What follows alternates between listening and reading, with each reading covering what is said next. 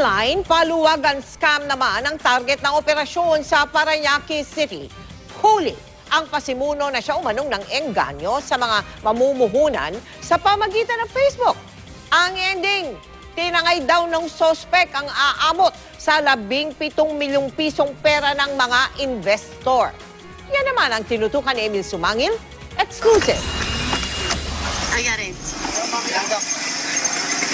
Ito ang naging hudyat para isagawa na ng mga operatiba ng CIDG Anti-Transnational Crime Unit ang pag-aresto sa suspect na kinilalang si J.Ann Lozada sa Merville, Parañaque.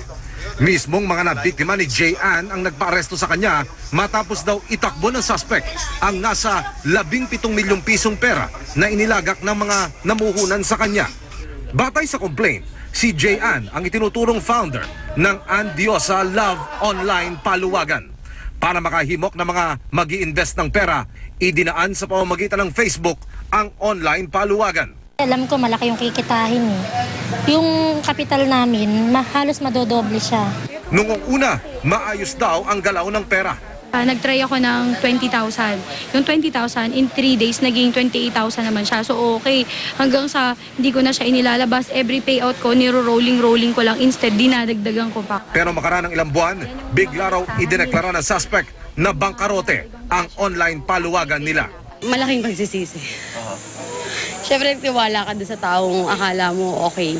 Karamihan sa mga natangay ng pera, mga OFW.